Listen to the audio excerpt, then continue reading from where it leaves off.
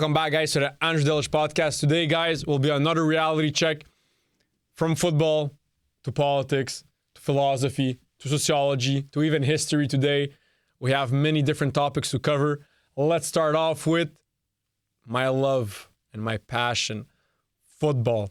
Okay, guys, Messi recently did an interview, and unlike Cristiano Ronaldo, he didn't start bashing his opponent. He didn't start bashing random people. He just sat there and spoke nicely and humbly, as Lionel Messi is known to be.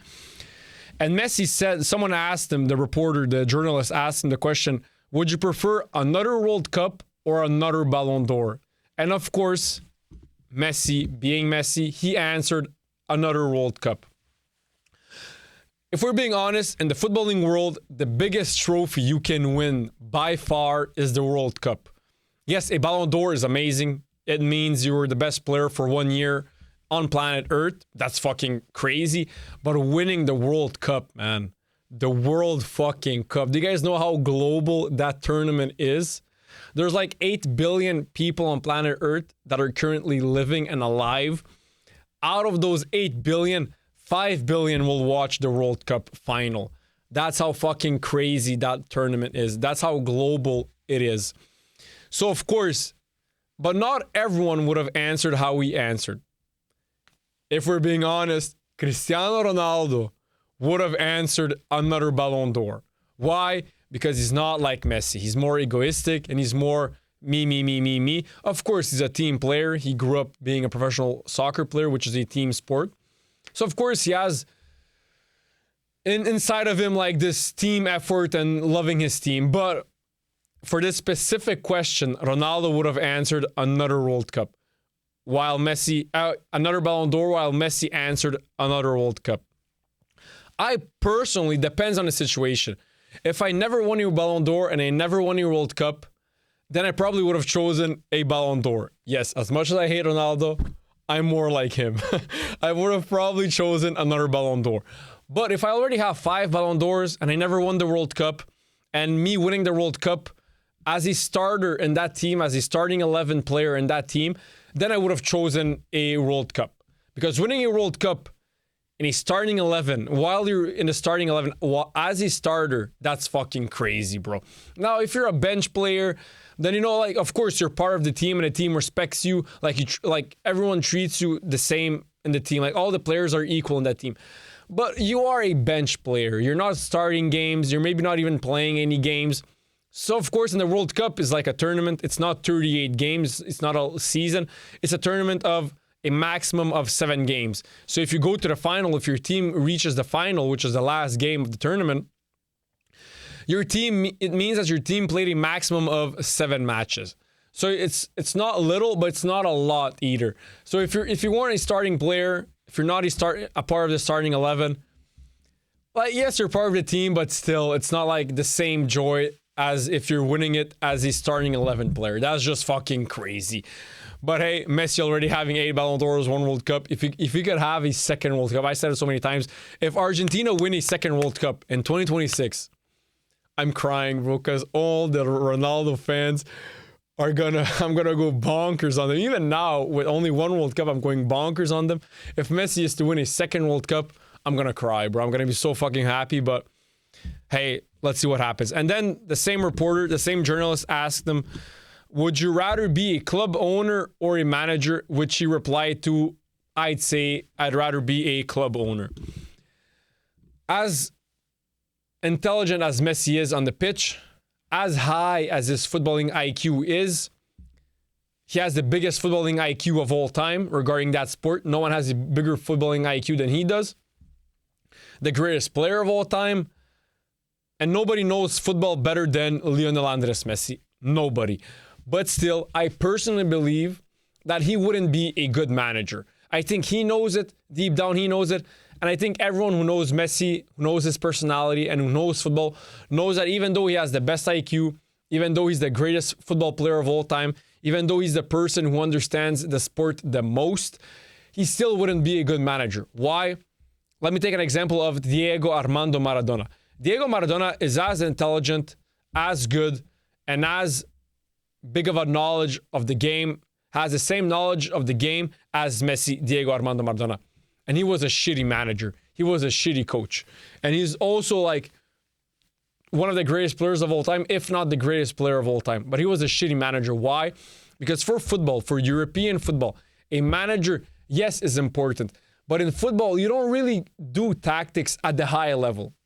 When you play professional football in Europe, the top 5 leagues, amongst the best players, amongst the best teams, managers are more like psychologists for the players. They need to know how to motivate them. They need to know how to get the best out of each player. That's their main role. So they're more of a people person. They're more of a human psychologist, sports psychologist. They need to know how to get the best and the most out of each and every player that is in their team. They don't do tactics. Why? Because football, it's not like American football. European football, it's not so structured. In European football, you only have like 3 laws. Don't be offside, don't touch the ball with your hands, and don't foul the other player.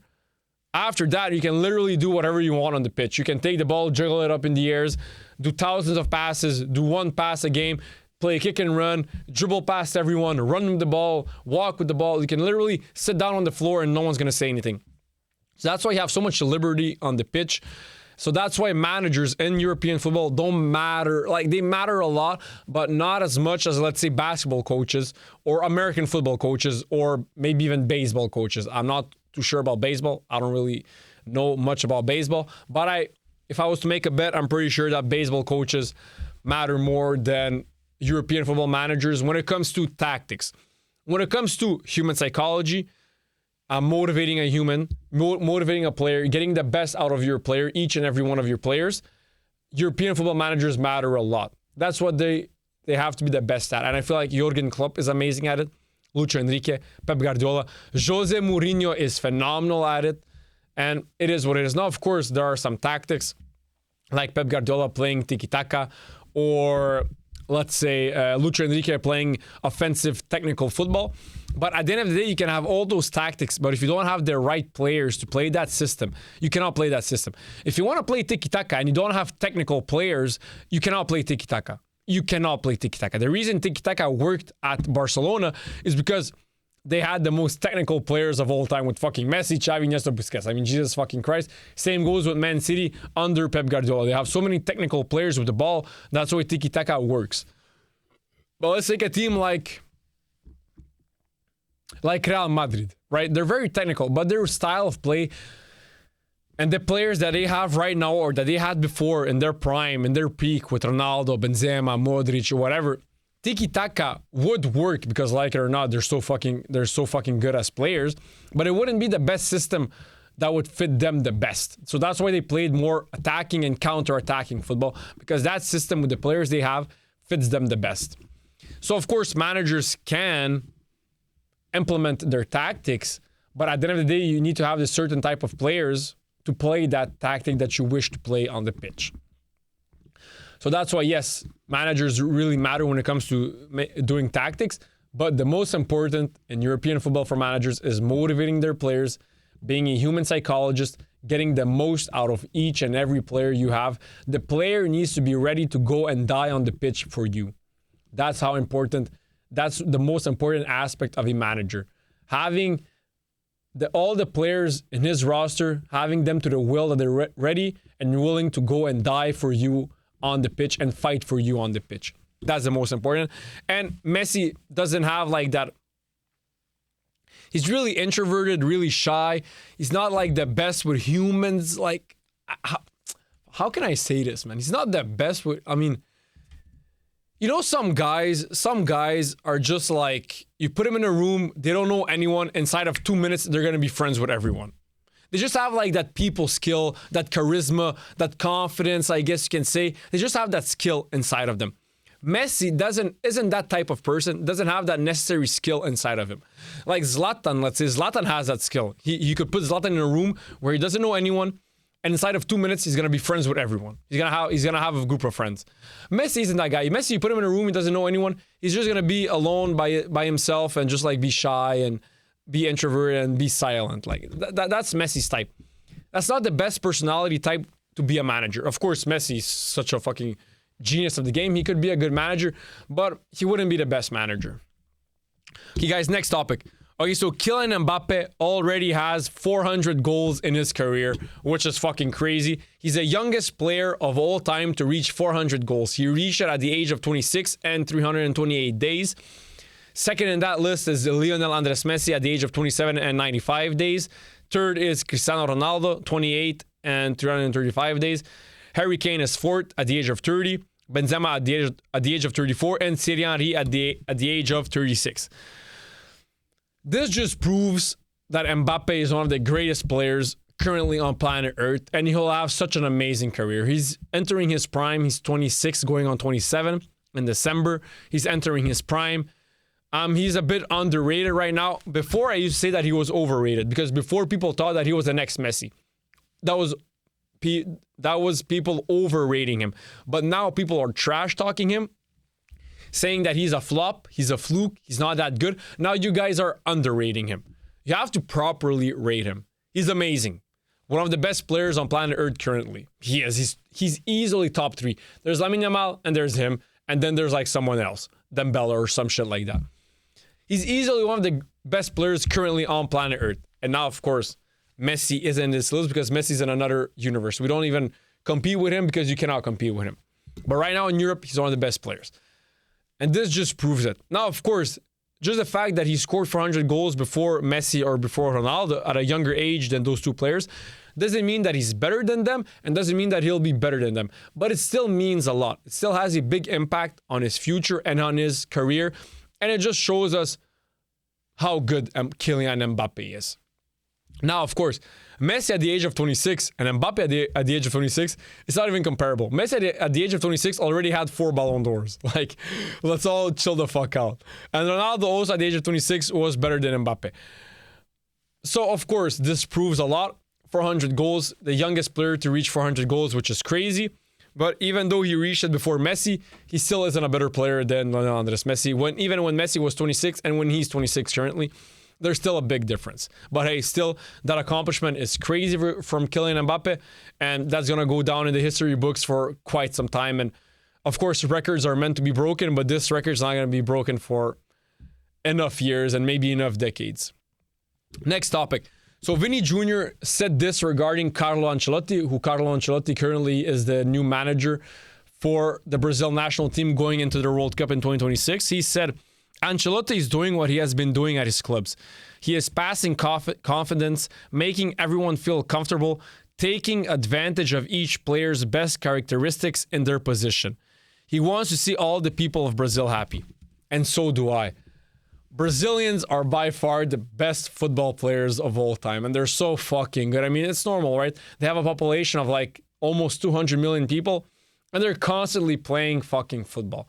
Of course, they have the best players of all time. That's normal. Ancelotti is an amazing man for that job. If I'm being honest, he accomplished so much as a player and as a manager, one of the greatest managers of all time. He can do a lot for Brazil. Now, I said it so many times, Brazil, the only chance they have of winning the World Cup. And like I said so many times, if they do exactly what I'm about to say right now, they're going to win the World Cup easily. Easily. And I'm not saying this word lightly. They're literally going to win the World Cup easily. It's probably not going to happen. High chances of it not happening. But still, if Neymar, yes, me and Neymar, you know how much I fanboy on Neymar, how much I love and respect Neymar. If Neymar says to himself, okay, I want to stop fucking around, let me become serious, let me lose some weight, let me get back in peak shape, and let me go into this World Cup with peak hunger. Peak fucking hunger. Neymar right now is 32. He's going to be 33 when the World Cup starts. He's still in his prime. Neymar Jr. is still in his prime. If he enters in his prime while being in shape, while being healthy, while having the hunger inside of him to win, he's going to be by far the best player on planet Earth. By far. He's gonna demolish Lamine Yamal. He's gonna demolish Mbappe. He's gonna demolish Cole Palmer. He's gonna demolish Ousmane Dembele. He's gonna be by far the best player on planet Earth currently right now in 2025 and in 2026. He's gonna be the best player. And then, so first of all, Neymar has to have that mentality and he has to step up his game. If he does that, all the other players in Brazil have to do exactly what all the other players in the Argentinian national team did for Messi in the 2022 World Cup. Meaning, run for him, defend for him, and pass the ball to him, and play the beautiful game of football in honor of Neymar and for Neymar. If all the other Brazilian players, they put that in their mind, and they accept that fact, and they accept to do it, Brazil are gonna fucking dominate the 2026 World Cup, and they're gonna win it easily. Easily. They're dominating every single match, and they're winning 3-0 at the minimum every single match. They're gonna be fucking ransacking that tournament. It's probably not gonna happen. High chances of it not happening. High chance of it not happening. Why? Neymar isn't serious. His personality, his mentality, his love for the game, I feel like it's gone. And all the other Brazilians, they aren't gonna run for him. They aren't gonna defend. They're all gonna rape the ball, meaning they're all gonna have too many touches on the ball, which will slow down the game. They won't play at their peak potential. And because of that, they're not gonna win the World Cup. But if they can do what I just said that they have to do, they're fucking winning the World Cup and they're dominating every single fucking team in that tournament. I don't care who you put them against. Argentina, Spain, France, England, India, fucking Serbia. No matter who you put them against, they're beating the shit out of that team. Next topic. Okay, so guys, recently Rafinha from Barcelona said, I think I will have the chance to win the Ballon d'Or in the future. Football is full of cycles. I believe I still have many years ahead to reach new goals. He finished 5th in this past Ballon d'Or, and he said, I see 5th place as motivation, not pressure. I know my potential. He still has Ballon d'Or potential inside of him, Rafinha. That's true. I agree. That's true. He's an amazing player, amazing talent. He was so close to winning it last season. He didn't finish 5th. In my opinion, he should have finished 3rd. Behind Dembele and Lamine Yamal, it should have been Rafinha. He still has Ballon d'Or potential inside of him. I agree. He's not being delusional. He's not boasting himself. He's just saying it how it is. An amazing player, amazing talent, and he still has a chance to win the Ballon d'Or. Now, is it going to happen? I don't see it happening. If I'm being honest, as much as I love Rafinha, as much as I respect him, I don't see it happening. But there is potential. It's not like saying a random guy from Nottingham Forest has Ballon d'Or potential to win it this year. It's not as crazy as that. It's not even crazy if I'm being honest. He does have Ballon d'Or potential. He should have finished 3rd. 5th was a big robbery in his part. He got robbed from the 3rd place. And he still has Ballon d'Or potential inside of him, Rafinha. He then also went on to say, the Ballon d'Or is an individual award, but football is a team sport. When I look at everything I achieved with Barca and Brazil, I realize how much I have to be thankful for instead of disappointed. Truly grateful. That motivates me to keep going. Beautiful mentality from Rafinha. A beautiful mentality. Football is a team sport. Always has been, always will be, and currently is. It's a team fucking sport. Team first, individual player second. That's what football is. I'm happy that he's happy with everything he achieved with Barca and Brazil. I would be so fucking happy if Brazil win the World Cup. See Neymar lift the World Cup. Seeing Messi win the World Cup and now seeing Neymar win the World Cup, I would be so fucking stoked and so fucking happy. But it's probably not going to happen. Brazilians being Brazilians. But if Barca this year somehow can win the Champions League, of course they have a lot of chance of winning the Champions League. If Brazil can win the World Cup and Barca win the Champions League, Rafinha is winning the Ballon d'Or. Oh, but nah. If Brazil are winning the World Cup and Neymar is going to be dominating that tournament, Neymar is winning the Ballon d'Or. I'm sorry, man. I'm fucking sorry. Neymar, as much as Rafinha is good and as much as in form as he is currently, he doesn't come close to Neymar Jr. Neymar Jr., man, holy fucking Christ, that guy was good, man. That guy is still good. Holy fucking good. Holy fucking shit, he's talented, man. Neymar Jr., man. Phenomenal player. But I'm so happy he has his mentality. Me being a Barca fan, I am more of a Messi fan. Ever since Messi left Barca, I don't really care for Barca. Of course, I have to have a team, I guess. So I guess it's still Barca because of Messi. But I follow Messi. If Messi was currently right now in a European team, that would be my team. But since he's in fucking Inter Miami in the MLS in America, I don't really care about the MLS. I don't really give a fuck about Inter Miami. I don't care that Messi is there. I don't care about that team and about that league. So I'm not going to follow Inter Miami. But hey, I guess since Messi was the longest at Barca, and that's a club that he feels the most home at, and that's his club. So Barca is still my club, but I'm a Messi first and then second, whatever. Cristiano recently just said, I want to score my 1,000th goal in the 2026 FIFA World Cup final against Argentina. Now, this is crazy. Now, I'm not sure if this is maybe fake news or real news, but from what I saw and from the platform that I got it, it's a really reputable platform, Sport Bible. They don't make mistakes normally. So I'm going to take it as something that is true, that was said. And if it's true, man, yo, Ronaldo, Messi lives in your head rent-free. It's fucking crazy. Like, even before when people used to say that, I was like, okay, guys, like, maybe not that much. Like, Luca used to say it so many times, like, yo, Messi lives in Ronaldo's mind rent-free constantly. But now, with everything that happened, with the Piers Morgan interview, both of those interviews, part 1 and part 2, with everything he said recently on a podcast with Piers Morgan, yo, I think Messi lives in Ronaldo's mind and head rent fucking free, man. Rent free. He lives in his mind and in his head. Messi doesn't care about Ronaldo. He only cares about his life, achieving what he can achieve with his team, being the best player that he can for Inter Miami in Argentina, doing the most he can for his family. Messi is just living life and being the fucking greatest player of all time. Ronaldo is constantly competing with Messi in his head, though, because with everyone else, we all know it's never been a competition. It's never been a debate between Ronaldo and Messi. Never, ever. So only in Ronaldo's mind is he still competing with Messi. Next topic.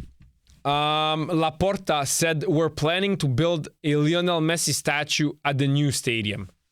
Thank you, fucking Jesus. This shouldn't even be crazy news. This should be like basic news, like, oh, today gravity is gonna work. Like, yeah, of course, gravity works every single day. Like, what do you mean? Every single day there's gonna be gravity. Like, that's not big news. That should be the same type of news for this. We're planning to build a Lionel Messi statue at the new stadium. Well, I fucking hope so. If you didn't plan on building a new statue, I would have went fucking crazy and you guys saying that you guys are fucking insane. He's the greatest player of all time. And he is football, Lionel Messi. Not only should the Camp Nou, the new stadium from Barca, have a Lionel Messi statue, but every single stadium that Messi ever stepped foot in should have a Lionel Messi statue in front of their stadium. Every single stadium that Messi ever played at or ever stepped foot inside should have a Lionel Andres Messi statue in front of the stadium. Every single stadium. I'm not being crazy. I'm just saying it how it should be. Laporta then went on to say, we want Messi to have a statue outside Spotify Camp Nou as soon as possible. We will make a design for it. Messi deserves a statue and we will work on that. As Lionel and his family should also agree to this. Of course, they're going to agree. And of course, he fucking deserves a Lionel Andres Messi statue. Okay, guys, so let's switch from football to just normal topics, recent topics. Recently, on Instagram, Billie Eilish said, and I quote her, that Elon Musk is fucking pathetic, pussy bitch coward. That is what Billie Eilish said regarding Elon Musk. And the reason she said that is because Elon Musk became the world's first trillionaire, and here's everything that he could do with his trillions of dollars, with his while being a trillionaire. Here's everything he could do. And then this platform, I guess it's Complex, they said that he could end the world hunger. And then they went on to say Musk could choose to spend $40 billion every year to end world hunger by 2030 or provide universal, safe, clean water for $140 billion for the planet for the next 7 years. He could also save endangered species. To save all 10,443 critically endangered species, Musk could pay $1 to $2 billion annually to bring all of them down to endangered status. He could also rebuild Gaza at just $53.2 billion. Musk could rebuild Gaza and the occupied West Bank, according to the EU. Although the UN predicts this could be upwards of $70 billion of dollars for Gaza alone, if he wanted to spread the wealth and aid further, he could also rebuild the Ukraine and Syria at the cost of $793.2 billion. And then Billie Eilish shared all of this on Instagram, and then she went on to say, fucking pathetic pussy bitch coward. I disagree with Billie Eilish 100%. First of all, that's his fucking money. Elon Musk made that money. He didn't steal it from anyone. He made that money fair and square while playing the game of capitalism, which is what we're all playing. We're all playing the game of capitalism. It's what pushes us to innovate and what pushes our country to move forward. We all have the same laws. We all play under the same laws. We all play the same game, which is capitalism. Elon Musk just fucking won at it. He became the first trillionaire, or he's going to become the first trillionaire, and he can do with his money whatever he fucking pleases. Elon Musk is a normal human being. He doesn't have no one bestowed upon him to be like the savior of the world. If he doesn't want to save the world, he doesn't fucking have to. If he doesn't want to end world hunger, it's not up to him. It's up to all of our leaders in those countries where those people are starving, probably in African countries and many other countries. It's up to those leaders to make sure that their citizens that voted for him don't starve. And even the citizens that didn't vote for him, but who live under his country and under his rule, not rule, but under his power, that's his job to make sure that they don't starve. It's the politician's job to make sure that his citizens don't die from starvation. It's their fucking job. It's not Elon Musk's job. Elon Musk's job is to do whatever he wants to do as long as it's not illegal. He's a businessman. He wants to go to Mars. Good for him. Go to Mars. That's your fucking life. He wants to build cars. Build cars. You have the free market. You have the liberty to do what you want to accumulate wealth. You have the fucking will to do whatever you want. Just the fact that Billie Eilish bestowed upon him that he has to save the world, he has to end world hunger, he has to save endangered species, he has to rebuild Gaza. He doesn't have to. He's a normal human being who just made a lot of fucking money, and he can do whatever he fucking wants with his fucking money. If he wants, he literally can print all of his money, put it all in a building, and just burn it to the ground. He could do that. Why? It's his fucking money. He can do whatever he fucking wants with his money. He can take his money and just rip it to pieces, burn it. He can wipe his ass with his money. It's his fucking money. He can do whatever he fucking wants. Now, end world hunger. The countries that do have people dying from starvation, those leaders, those politicians, that government needs to take care of their citizens. That's their fucking job. The countries that do have endangered species is a politician's job, is a leader's job, and is a government's job to make sure that they save the endangered species in their respective country. Rebuild Gaza. It's up to the Palestinian people to rebuild their own country. It's their country. As sad as it is to say that they have to rebuild it, it's up to them to rebuild it. Why? If I had billions of dollars, it's not up to me to rebuild it. Maybe I would do it. Hey, I don't know. Maybe if I was like, okay, let me do a good deed. But I don't have this. No one should have the right to bestow that upon someone for them to do this fucking angelic act if they don't want to. That's why we all have free will. You cannot force someone to do something that he doesn't want to do. If a billionaire who has the money and who has the necessary resources to rebuild Gaza, and if he doesn't want to, he doesn't have to. Why? Because he has free will and he can live life on his own terms as long as, of course, he doesn't do anything illegal. So he doesn't have to rebuild Gaza if he doesn't want to. Elon Musk, if he doesn't want to end world hunger, he doesn't fucking have to, and the list goes on and on. And just the fact that Billie Eilish said that he's a fucking pathetic pussy bitch coward. See, this is why I hate woke people. They act like they're all oh, we're so good because we care about others. But then when they want to take away someone's freedom, they start fucking bringing him down, fucking pathetic pussy bitch coward. Why is he a pathetic pussy bitch coward? Why? He has his money. Why don't you, Billie Eilish, since you're this really humanitarian person, why don't you work harder so that you make more money and then you can spend more money on helping people, right? You're just like really, you're a saint, right? You're acting like a saint. But first of all, you're not a saint when you're fucking calling someone a pathetic pussy bitch coward. Then already right there, you're not a saint.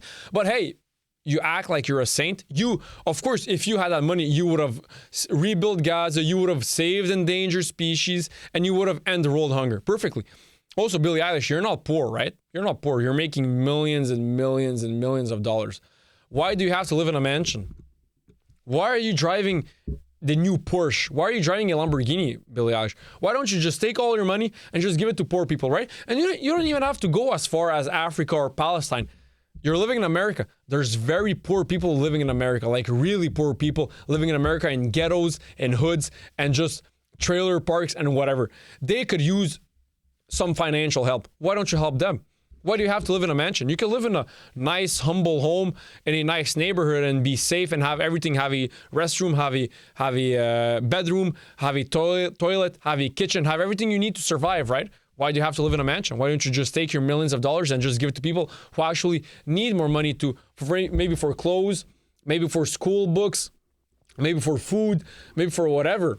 Why don't you help them, right? No, but you want to keep your millions and say, no, but you know what? I don't want to help them because I want to keep my millions so that I can fucking go on private jets and I can have this big house and I can buy all the clothes that I want. But Elon Musk should spend all his money because that's not my money, so I don't care. That's his money, and he has more money, so he should spend more than me, like blah, blah, blah, blah, blah. Billie Eilish, come on. Don't be dumb. Don't be stupid. You know there's free will. It's his fucking money. If he doesn't want to help, if he doesn't want to do all this shit, he doesn't have to, and you cannot blame him. If he doesn't fucking want to, he doesn't need to. Next topic, guys. So I always said this, and I've always been very vocal about this. And this is the only real philosophy that I always cared about when it comes to, let's say, group mentality, when it comes to certain groups, ethnic groups in Canada and America. The only thing I care about, the only thing I always cared about ever since I was born is individual accomplishments. Who I am as an individual. I don't care what my group does. I said it so many times on my podcast. I don't care what my group does. I only care about who I am as an individual, who I become as an individual, and everything that I will accomplish. I want to accomplish my dreams, and I want to do what I want to do with my life. I don't care what my group does. I don't care. Blame them. I didn't fucking do it. I don't care if people say, oh, your group is this, this, and that. I don't care if I'm not. I don't give a fuck. So I always preached individuality and you only caring about your accomplishments and what you do. And the reason why I only care about my accomplishments and I only care about my actions and I only care about what I do is because that's the only thing that I can control. I cannot control others. I cannot control family members. I cannot control friends. I cannot control people from the same ethnic group as me, Serbian Canadians. I cannot control them. So I don't give a fuck what they do because I cannot control. I'm not going to waste my time and my energy on something I cannot control. Why would I? I'm going to waste time. I'm going to waste energy on something that I literally cannot control.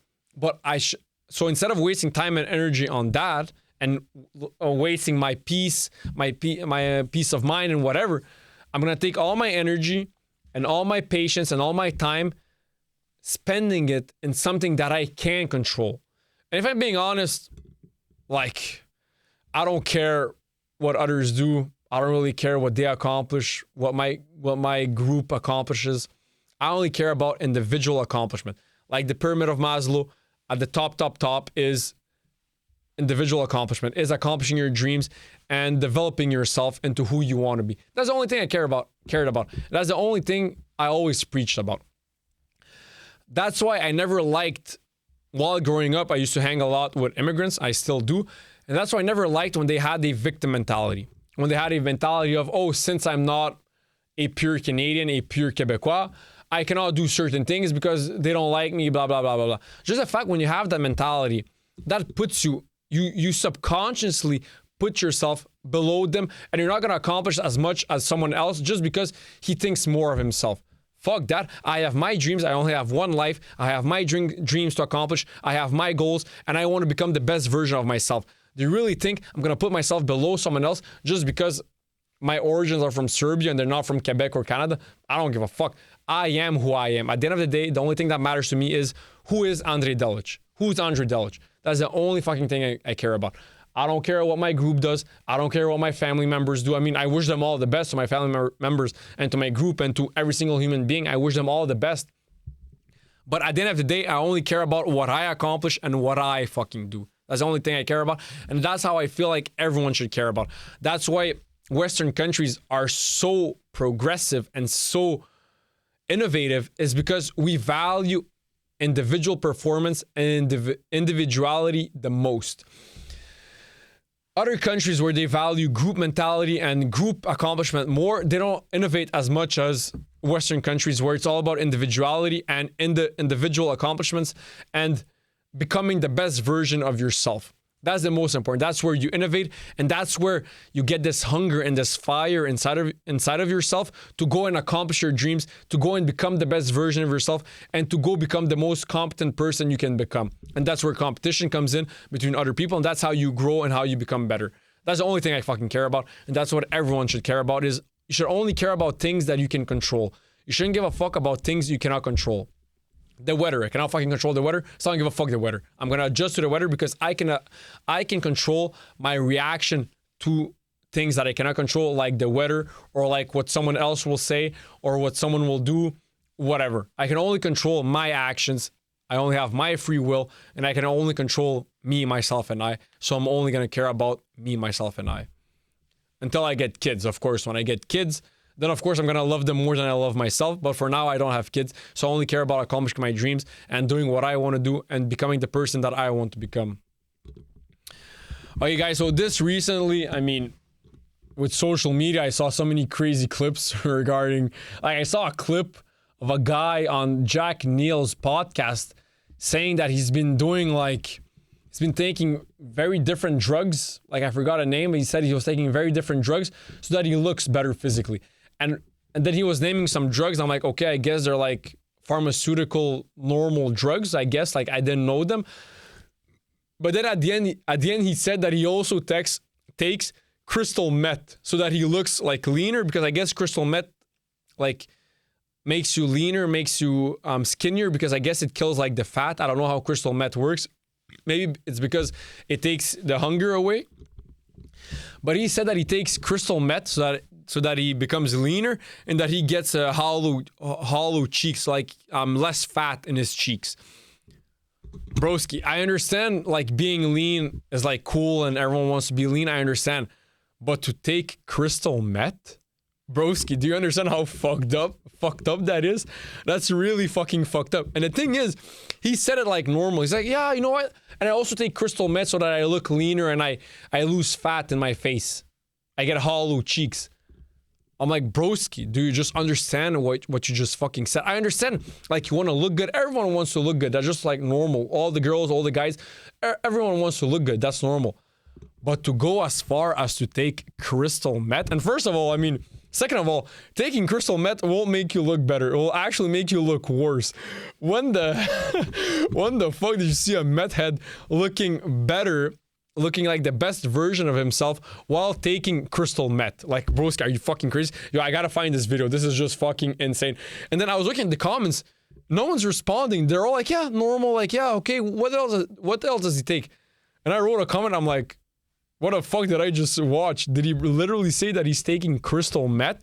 Do you guys understand how fucked up that is? Taking crystal meth so that in your mind, I mean, already there, he's like really like probably he's not in a good he's probably mentally unstable. I mean, to take different kinds of drugs, I mean, I don't know what they do. He said like he takes some drugs for his hair and for his skin. Like, I was just like, okay, I guess it makes sense. Like, I didn't really pay attention to that. But then when he said crystal meth, that's what really, like, I was like, yo, let's pump the fucking brakes on this. But I have to find this clip, bro. Just so you guys understand. Okay, it's here. Well, did he take the clip down? Yo, bro, I swear I saw that clip. He said he was taking crystal meth. But either way, I understand there's like this community on social media. I forgot. They do like crazy things so that they look the best, like, physically. And it just went crazy. Like, when he said crystal meth, I was like, okay, broski, like, that was just fucking too much. Even just taking drugs in general. Like, if you want to look your best version, stay healthy, go to the gym, eat healthy. That's all you have to do. Like, the rest, like, cannot change everything. Maybe plastic surgery, I don't know. I would never advocate for plastic surgery. That's my personal opinion. I just really don't like the look of it. Hey, some people like the look. It's all up to them. But me personally, I don't like the look of plastic surgery. In women or in guys, I mean, it's more in women, but some guys also do it now. I also saw a study where they say that nowadays there's way more guys who are doing it, especially in Miami and in places where it's more superficial. But I never liked the look. Like, I mean, let's not lie. You can immediately tell when someone did plastic surgery. Like, immediately. When someone has Botox, when someone did his lips, when someone did whatever else you can do, you can immediately tell. Like, in my opinion, this is my humble opinion, it looks funny and it doesn't look more beautiful than a natural look. That's my opinion. And I'm being honest, from what I heard with my friends, with other guys, we all think the same. All guys, 99% of guys prefer a natural woman to a fake woman.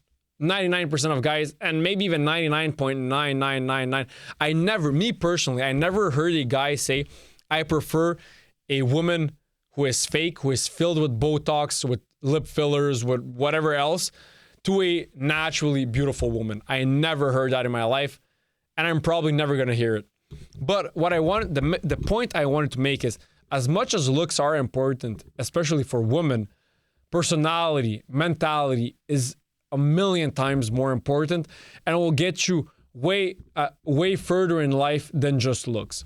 Now, of course, looks, especially for women, is really fucking important. It is what it is. That's a fact of life.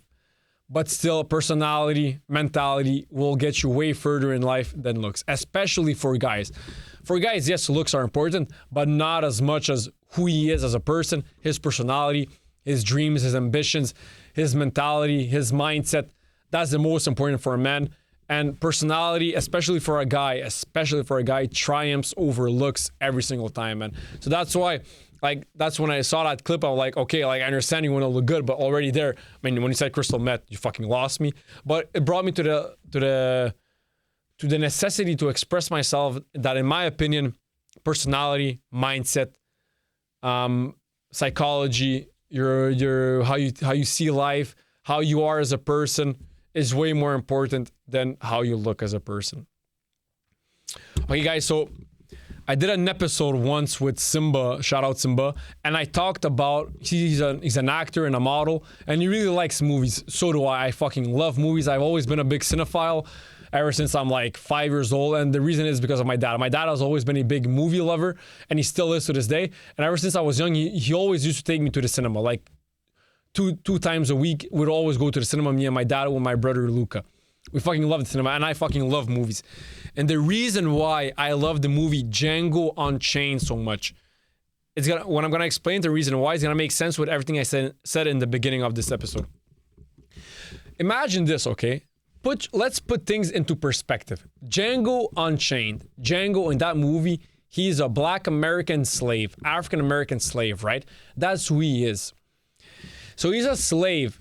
And in the human hierarchy, ever since humanity exists, the lowest is a slave. When the Egyptians enslaved the Jews, the slaves were the lowest.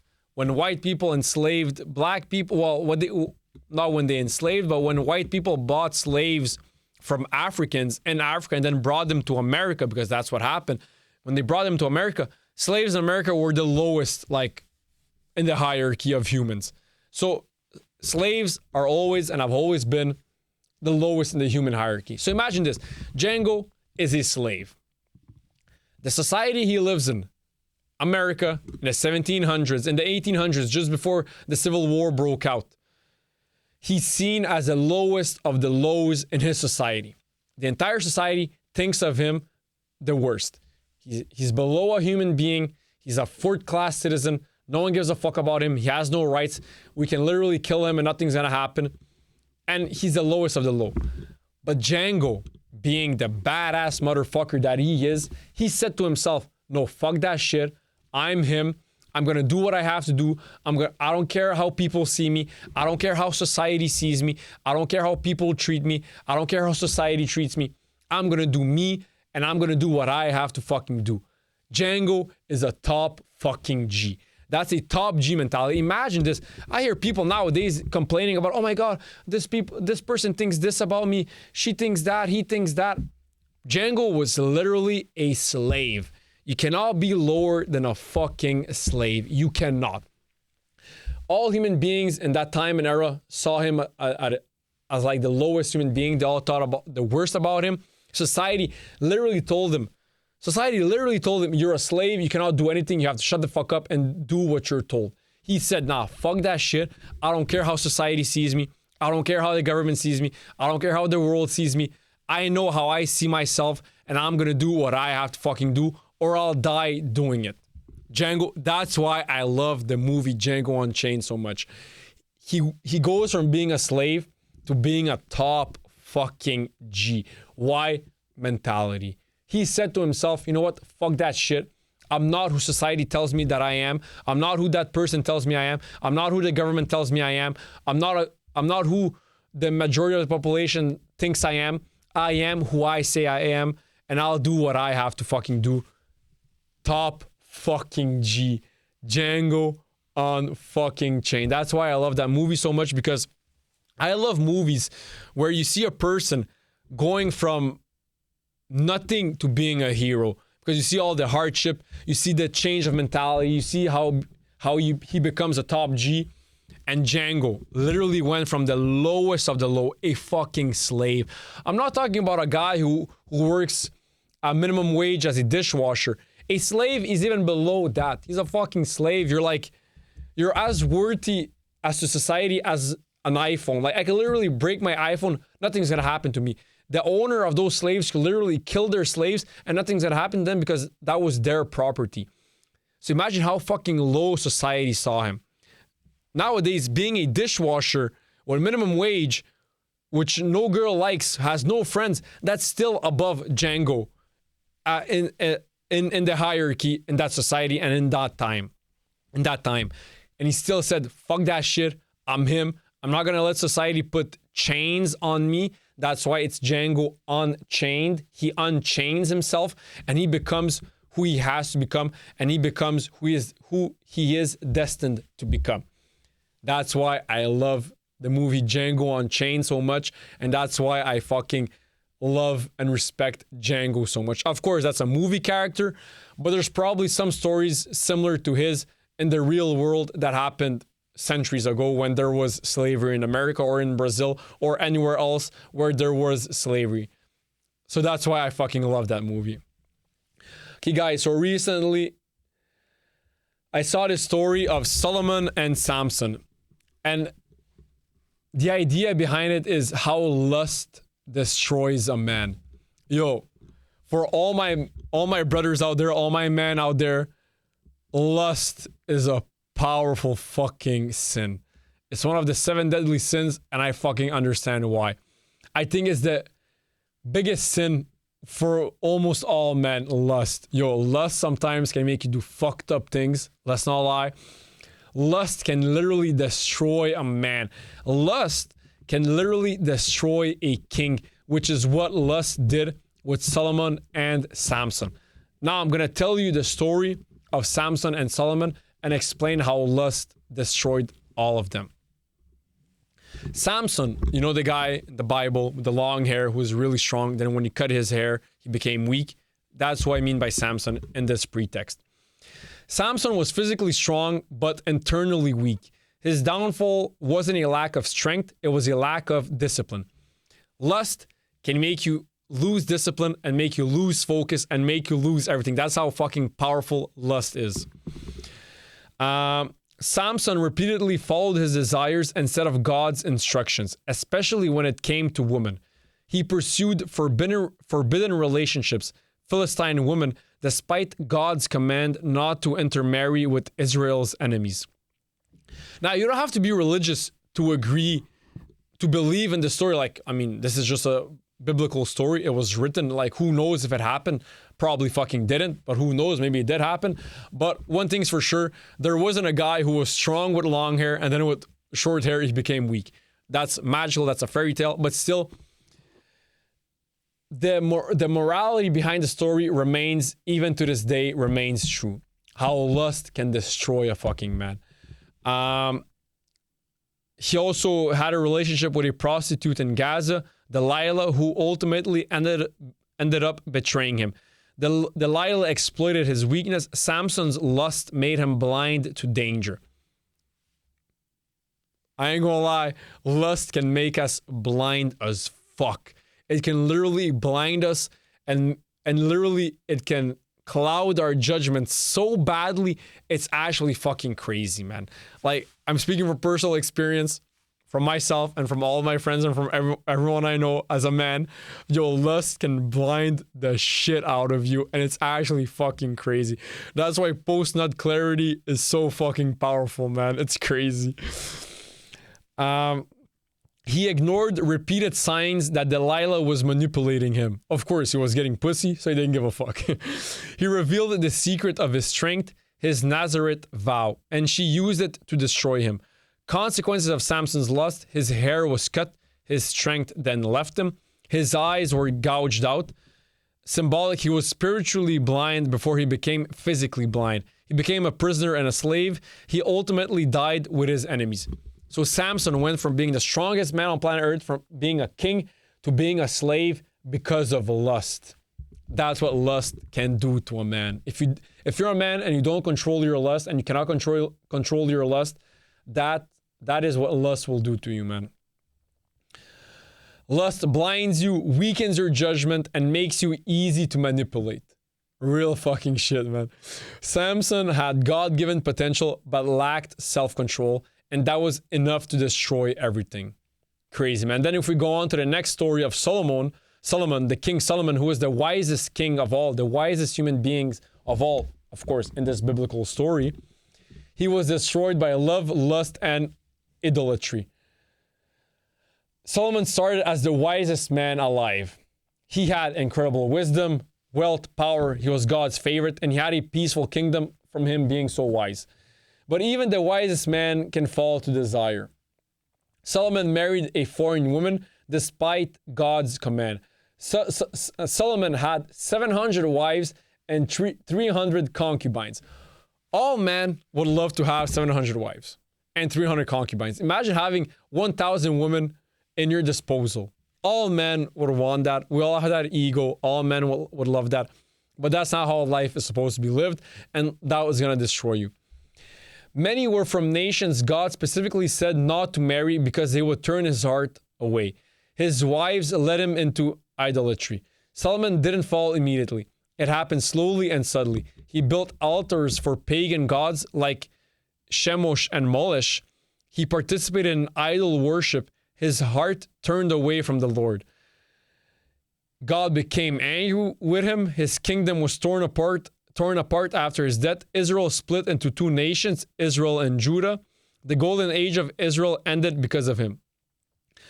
Lust doesn't just take you down fast like Samson. It can corrupt you slowly over time until you don't even recognize yourself spiritually. Lust, guys, lust. With these stories, of course, they're biblical stories. Of course, who knows if they actually happened, and they probably fucking did it. But still, the morality remains, the morality behind those stories remains good to these days.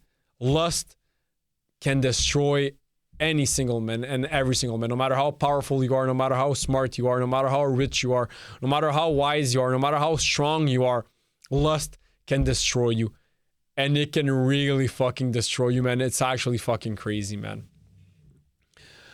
Okay, so guys, my thoughts on Bad Bunny playing in the Super Bowl halftime show. I'm like in the middle because I understand both arguments. Bad Bunny is a fucking world-renowned artist. He's famous all across the world. I fucking love Bad Bunny. His music is amazing. And the Super Bowl is one of the biggest, like, events on planet Earth. One of the biggest sporting events on planet Earth. So, of course, Bad Bunny playing, I'm happy because I fucking love his music. And it's going to be a nice halftime show. And me being Canadian from Serbian origin, like, I'm not that deep into American football, so I don't really care who they put in the halftime show. But at the same time, I do understand Americans who are American first and who are born in America and who are American, who love their culture and who want to defend their way of life and their culture, and which American football is like peak American culture. The only place on planet Earth where they play American football is fucking the United States of America. They don't care about American football in Europe. They don't care about it in Africa, in South America, wherever else. It's peak American culture. American football is peak American culture. So I understand them wanting a English-speaking artist to play the Super Bowl halftime show. I understand it, and it makes sense. At the same time, I understand other people saying, yeah, but Bad Bunny, who cares? Like, Bad Bunny is a world-known artist. We all love his music. His music is fucking good. I understand that point also, but I also understand Americans who speak English, who really love and want to protect their American culture, wanting a English-speaking American playing in the Super Bowl halftime show. I understand it. It makes sense. I respect both sides because both sides make valid arguments. Now, me personally, since I'm Serbian Canadian, like, that's not really part of my culture, and I don't really care about American football. But I guess that, like, I would maybe side more on their side. But I also understand on the other side. Me personally, like, I fucking love Bad Bunny, so I love the fact that it's about Bad Bunny. But I understand Americans wanting an English-speaking American singing in the Super Bowl halftime show. I understand that, and I respect that opinion and that will to want that. Okay, so guys, should I do? Yeah, okay, no, actually, I just skipped this one. Okay, so guys, to be a conqueror and or a colonizer, you have to be a highly intelligent and competent individual. It's a fact of life. Now, I'm not saying that it's a good thing. I'm not saying it's humane. But in order to be a conqueror, to be a colonizer or a colonist, you have to be a really competent individual. The people back in the days who were colonists and who were colonizers, they weren't dumb. Maybe it wasn't the nicest thing to do. Maybe it wasn't the most Catholic thing to do. But you have to be really fucking competent and you have to be really fucking smart in order to do that. You have to be a really competent individual. It's not easy to conquer other people. It's not easy to go in a land where there's basically nothing that's been done and created. Go into a new land, into a vast land like North America, and make probably the two greatest countries on planet Earth from scratch, from nothing. It takes highly competent and highly intelligent individuals to accomplish what those colonists and those colonizers and those conquerors, those conquistadors, however you call them, to do what they did. You have to be really fucking competent, really fucking smart, and you have to have balls of steel, man. So those people, as much as you can hate them, I understand, like, of course, they did probably, you can say, genocide on Native Americans. I don't know enough on that to have a opinion. But like it or not, they created America that we know today. They created Canada. They're the ones who created Canada. They created like two of the greatest countries on planet Earth from scratch, from nothing, inside of 250 years. That takes a lot of competency and a lot of intelligence. Now, you can say whatever you want. You can have the opinion you want regarding colonizers and colonists.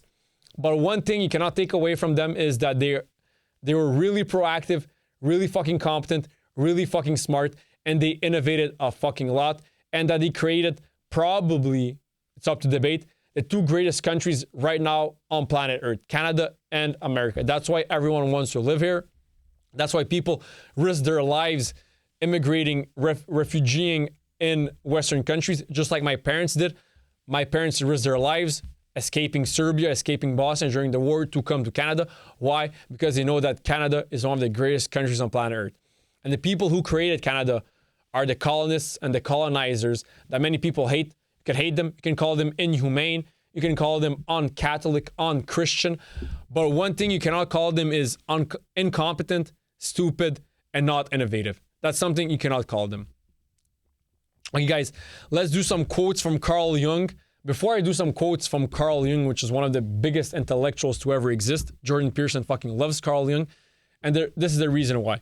Carl Jung was a Swiss psychiatrist, psychoanalyst, and one of the most influential thinkers of the 20th century. He is best known for founding analytical psychology, a major branch of psychology that explores the deep structures of the human mind. Symbolism, dreams, religion, and personal growth. He was born on July 26, 1875 in Switzerland, raised in a religious family. His father was a pastor. From a young age, Jung was fascinated by dreams, spirituality, and ancient mythology, themes that shaped his life's work. He studied medicine at the University of Basel and specialized in psychiatry.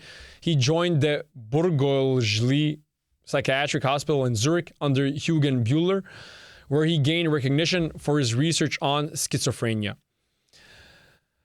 What else can I say? In the early 1900s, Jung became Freud's closest collaborator and was seen as his heir. However, Jung diverged from Freud's heavy focus on sexuality, believing the unconscious was much bigger and more spiritual.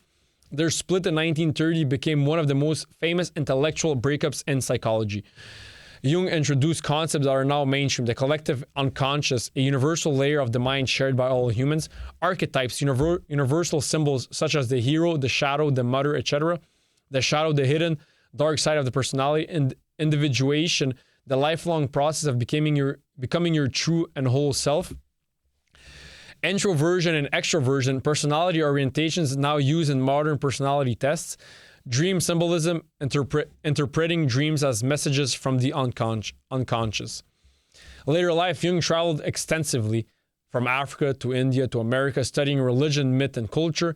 He wrote influential works such as Symbolisms of Transformation, Psychological Types, and Man and His Symbols. He died on June 6th at the age of 85. So let's start off. I have 12 quotes from him, real beautiful quotes, and I'm going to dissect them. He said, until you make the unconscious conscious, it will direct your life and you will call it fate. Our unconscious mind, our subconscious mind is really fucking powerful. It dictates our every action and our every mood and everything that we do in our life. We don't even realize it, but it actually has a big part in who we think we are and how we act amongst other human beings and where we put ourselves among other human beings. And that's a really fucking important part. So it's important to be able to make your unconscious conscious, because it will make you realize more about who you are as yourself, who you are as a human being. Why do you do the things that you do? Why don't you do the things that you wish you did? And what's stopping you from doing the things that you wish you did?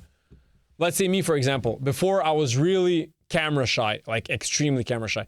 Now I'm not anymore. Why? Because I did it so many times and I realized I reprogrammed my unconscious into not being camera shy anymore, or being less shy in certain circumstances where I have to express myself, or just doing like whatever that was more like considered brave before when I was younger. So that's what he means. Another quote, he said, "Who looks outside dreams, who looks inside awakes." That's true. Everything that happens to us, if you want to know everything about yourself, you just have to look inside. Whenever, when someone does something and you fucking hate the fact that he did it, and it's not something that he did personally to you, and it's not something illegal that he did, you just hate the fact that he did it and you hate the person, is because deep down there's something that you hate about yourself that you see in that person, mirroring in that person. If you're going to look in yourself, and you got to ask yourself, why do I hate when a certain person does a certain action? Because it's something deep inside of you that you secretly hate and that you wish wasn't true. You gotta look inside, not be afraid to tell yourself the truth. Next quote, he said, "Knowing your own darkness is the best method for dealing with the darknesses of other people." Just like the quote before. If you know your own darknesses, if you know what triggers your own darknesses and what triggers all your impulses and what triggers you to do things that you don't like to do, and that some things that you do and that you hate the fact that you do them, or you hate the fact that there's something that you wish you could do and there's something you wish you did, but you're not doing it because fear is holding you back. Well, this is a good method for understanding other people and having less hate towards other people and having less anger towards other people and less resentment towards other people. Next topic, people will do anything, no matter how absurd, to avoid facing their own souls. That's true. People rather take drugs. People rather be high. People rather drink alcohol. People, sadly, rather take their own lives than facing their own souls, their own problems, and facing who they actually are, and then looking how to improve their lives. As human beings, we're really, really fucking weak. All of us, no matter who you are, we're all weak. As human beings, we're all weak. And some of us, not all of us, many of us would rather do absurd things than look inside and look deep inside of who we are as human beings, look deep inside of our souls.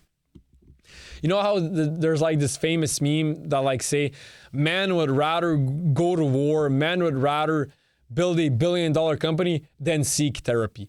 Like, of course, there's a joke behind it, but every joke, behind every joke, there's some level of truth behind it, which is what makes a joke funny. So I think this is what he meant by it.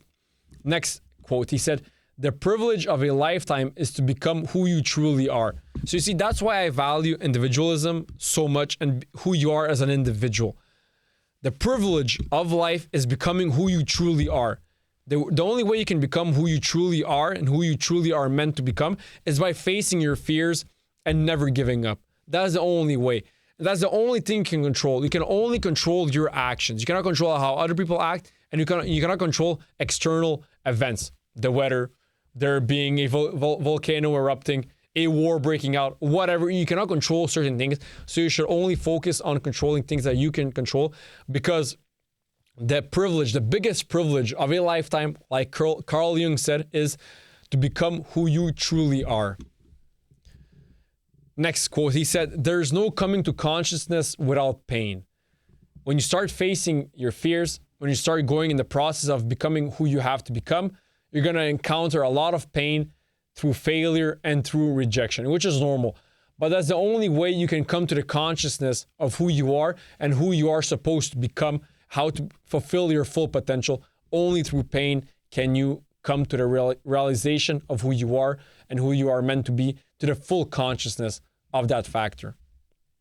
Next quote, everything that irritates us about others can lead us to an understanding of ourselves. Just like I said before, she already explained it. I already explained it before.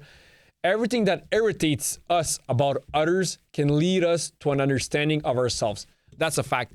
Because there's something that can irritate me in someone else, but a certain individual, someone else, that's not going to irritate him in that person.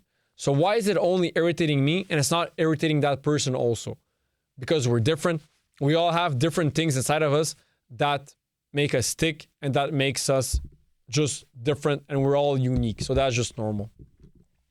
Next quote, your vision will become clear only when you can look into your own heart. Who looks outside dreams, who looks inside awakes. This is true. The only way that your vision can become clear is if you look inside and you see who you are as a person, and that's the only way you can awake. If you look at external events, you cannot awake. You're only gonna go through life as an unconscious human being, as never really realizing what your soul is and what your soul really is meant to be. The only way is by looking inside. Next quote, the meeting of two personalities is like the contact of two chemical substances. If there is any reaction, both are transformed. You know how they say that nothing happens for no reason? Everything happens for a reason. But also, everyone you meet in your lifetime was put in your path for a reason. Either you learn something, either you gain something, either you lose something. Every single person that you meet in your lifetime serves a purpose in your life, in your transformation into who you're supposed to become, and into just a transformation into who your soul is supposed to become. So how they say that nothing happens, that everything happens for a reason, but also everyone you meet and everyone you cross paths in your life happens for a reason, and you all meet them for a reason, and they all play a part in your life, all of them. Next quote, I am not what happened to me. I am what I choose to become. Like I said, you cannot control certain things that will happen to you. You cannot control where you're going to be born. You cannot control what race you're going to be born. There's many things you cannot control, but that is not what defines you. What defines you is who you choose to become. What you do with what you're given and what you accomplish with what you're given. That's what matters. That's the only fucking thing that matters. The things that are in your control. In all chaos, there is a cosmos. In all disorder, a secret order. Every problem is an opportunity in disguise. What we see as a problem is actually an opportunity to grow and to learn something from it. Everything that happens on planet Earth, there's a reason why it happened. Nothing happens by accident. Me moving this bottle here didn't happen by accident. A fly falling from the sky and landing here didn't happen by accident. Nothing happens for accident. Nothing happens by accident. One does not become enlightened by imagining figures of light, but by making the darkness conscious. Then this one's going to take, let me repeat it. One does not become enlightened by imagining figures of light, but by making the darkness conscious. I guess that when you go on the journey of developing yourself into becoming the best version of yourself, and by reaching the destiny that was meant out to you and planned out for you, of course, we all have free will. Free will trumps over destiny. So of course there's that. But the only way that we can become enlightened and reach who we're supposed to be is not by ignoring our darkness. It's not by ignoring the things that we hate about ourselves. It's by facing our darkness, facing the things that we're afraid of, facing the things that we hate about ourselves, and making it conscious and understanding why, and kind of in a way being stoic about it, not being too emotional about the things that we hate about ourselves, which is normal. We all have things that we don't like about ourselves. No one's perfect. But you still have to face your own darkness and face your own cons that you hate, all the negative aspects about your life and about you as a person that you hate. You have to face them and make amends with them, or look for, if it's something you can control, look how can you change it. If it's something you cannot control, then you gotta learn how to live with it. Okay guys, so Genghis Khan. So the reason why I want to do Genghis Khan now in his quotes is because, the guy was a fucking conqueror, man. I ain't gonna lie, bro. The guy was a fucking, and he said one quote, and it's because of that one quote that I was like, let me do some more quotes. He's a fucking top dog. He's a crazy guy. So Genghis Khan, guys, first of all, I knew of it, but I didn't know exactly what the numbers look like. So approximately 0.5% of the world's male population is estimated to be a descendant of Genghis Khan through a specific Y chromosome lineage, which translates to roughly 16 million men. This genetic legacy is a result of the rapid spread of his Y chromosome across the Mongol Empire due to his many wives and concubines and his son's similar reproductive habits. It is important to note that this figure only represents male line ancestry and doesn't include female descendants or male descendants through a female lineage. That's just fucking crazy. Imagine 16 million men today come from Genghis Khan. That's fucking crazy, man. My guy was fucking left and right, man. I ain't gonna lie, bro. He was fucking left and right and everything that was moving, man. Okay, guys, so a little bit of biography on Genghis Khan. Genghis Khan was the founder of the Mongol Empire, the largest contiguous land empire in world history. Born as Temujin around 1162 on the harsh steppes of Mongolia, he rose from extreme poverty, tribal violence, and betrayal to become one of history's most transformative and feared leaders. He went from extreme poverty, from being nobody, to becoming one of the biggest historical figures of all time. Crazy, man. He was born into a nomadic tribal society constantly at war. His father, a tribal chief, was poisoned when Temujin was young. His family was abandoned by their clan and left to survive on their own. As a teenager, he was kidnapped and enslaved by a rival tribe before escaping. These experiences shaped his ruthless resilience and belief and loyalty. That's true, man. The harder life you had when you were younger, the more tough you're gonna be when you're older. That's just a fact of life, man. Temujin united the fractious Mongol tribes through a combination of brutal warfare, brilliant strategy, rewarding loyalty over bloodline, meritocracy. This is really fucking important, and I'm pretty sure this is something that played a big part on him succeeding so much and having such a vast empire. When you put bloodline over loyalty and over competency, that's where you fuck up. Unless if that bloodline is also the most competent person for that job, then that's okay. But you have to put loyalty and competency over bloodline. You have to have meritocracy, the meritocratic system in place for you to have the best society and the best system in place. A new system of laws and discipline, the Yasa. In 1206, he was declared Genghis Khan, meaning universal ruler. So Genghis Khan means universal ruler. Imagine someone fucking declaring you as the universal ruler. Yo, broski, you have big fucking power. Genghis Khan reshaped the world through lightning-fast cavalry tactics, psychological warfare, intelligence networks, merit-based leadership. Merit-based leadership. That's why I hate wokeism so much, is because they want to take away merit-based leadership and merit-based work. He conquered vast territories, including northern China, Central Asia, Persian, Khwarezmian Empire. His empire stretched from the Pacific Ocean to Eastern Europe.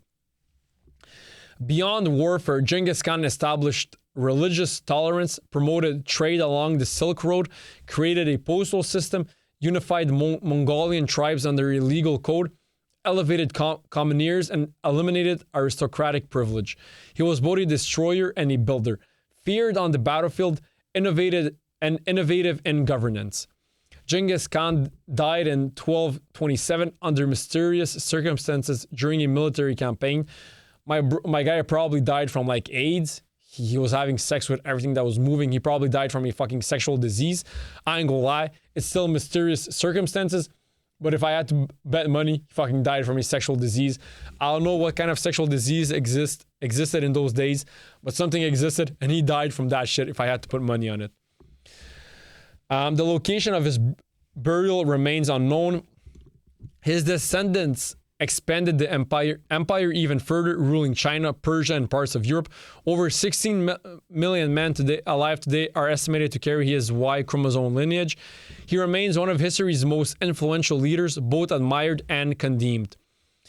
So guys, that was the biography of Genghis Khan. Now I have here 8 quotes from Genghis Khan, so we can all dive a bit deeper into his psychology, into his brain, and see how he was and who he was actually as a man.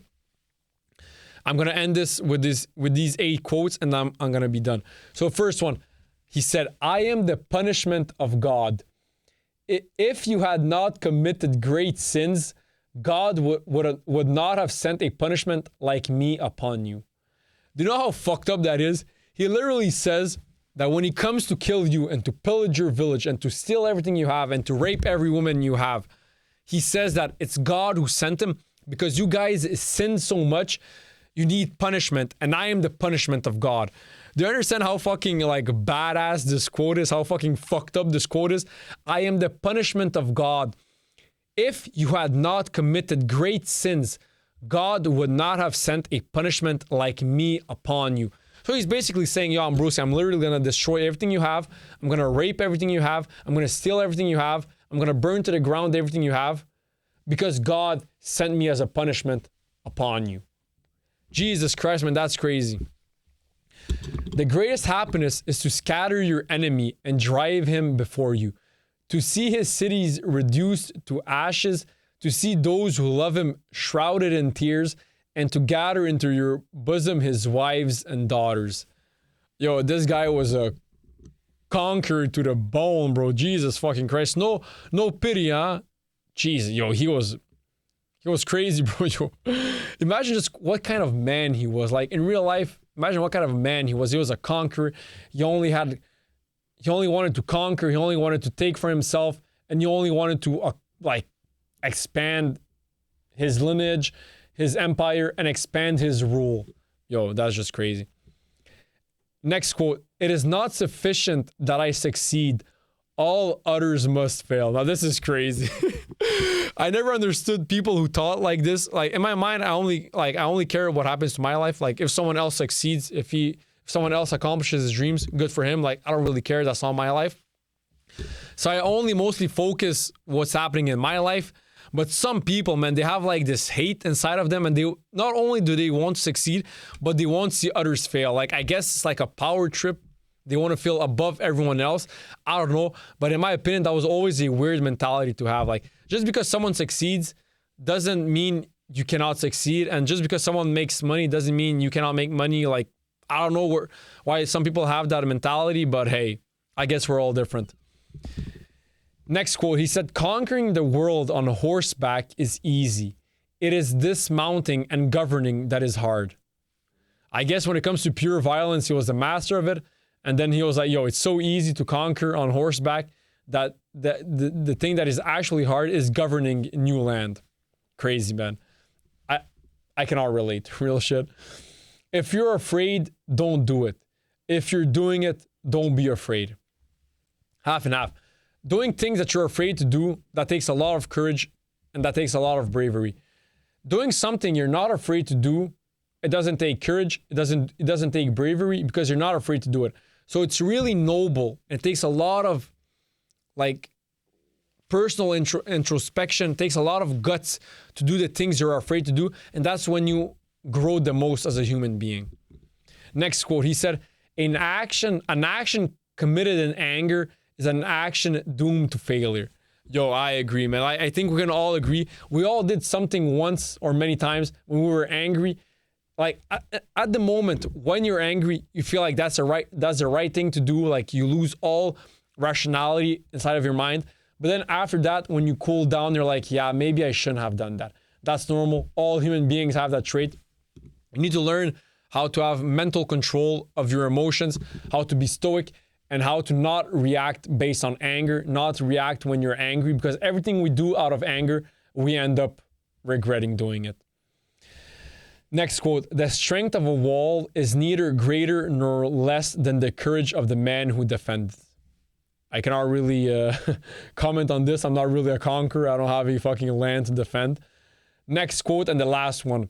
I hate luxury. I exercise moderation. It will be easy to forget your vision and purpose once you have fine clothes, fast horses, and a beautiful woman. In which case, you will be no better than a slave, and you will surely lose everything. Now, I don't have luxury. I didn't accomplish my dreams. I'm not rich. But I hear so many people saying this, that also he said that he loves exercising moderation. Everyone says that moderation is the key to having the best life. You have to do things in moderation, going to the gym in moderation, not being a psychopath in the gym, going in moderation, having a balanced lifestyle, having a balanced diet, all to moderation, right? There's also, from ancient Greece, they had 3 maxims. And one of those maxims was nothing to excess, meaning everything in moderation is the best way to go. Coming from Genghis Khan, coming from the biggest philosophers from ancient Greece, saying that nothing to excess, everything in moderation is the best way to live life and is the best way to have a fruitful and successful life. So I guess that's the best way. And from personal experience, I know that like if I speak from everything that I lived through, going to school, university, accomplishing university, getting a job, going to the gym, starting my podcast, whatever, it's true that nothing to excess and everything in moderation is the best way to stay on the right track, go on the long term, and which will make you never give up, and which will make you be the most joyful you can, be the happiest you can, have the most peace of mind that you can, while moving forward and accomplishing your dreams. So guys, that was it for this episode. See you next episode. Peace out.